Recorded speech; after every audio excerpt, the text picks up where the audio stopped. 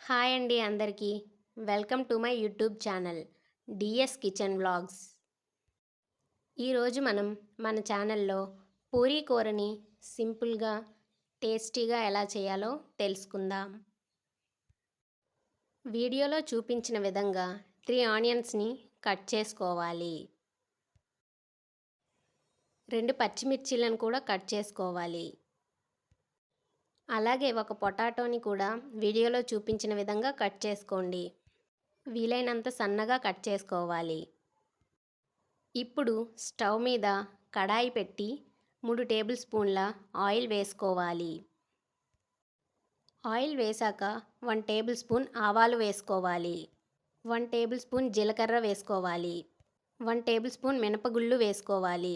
1 table spoon శనగపప్పు వేసుకోవాలి. చిన్న అల్లం ముక్కను ముక్కలుగా తరిగి వేసుకోవాలి.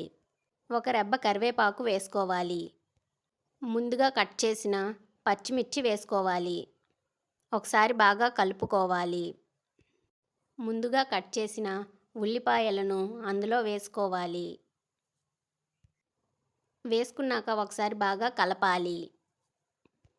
ఇప్పుడు రుచికి సరిపడా ఉప్పు వేసుకోవాలి. 1 టేబుల్ స్పూన్ పసుపు వేసుకోవాలి. ఆనియన్స్ని లైట్గా ఫ్రై చేసుకోవాలి. మరీ ఎక్కువ ఫ్రై చేయకండి. ముందుగా కట్ చేసి పెట్టుకున్న ఆలు ముక్కల్ని అందులో వేసుకోవాలి.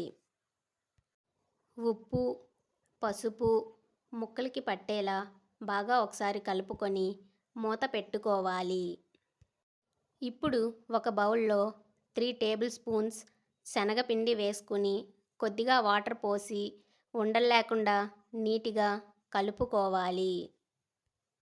మూత తీసుకొని ఒకసారి ఆలు ముక్కలు కలుపుకోవాలి. ఆలు బాగా ఉడికింది. ఇప్పుడు 2 గ్లాసెస్ వాటర్ యాడ్ చేసుకోవాలి. మొత్తం మిక్స్ అయ్యేలా ఒకసారి కలుపుకోవాలి.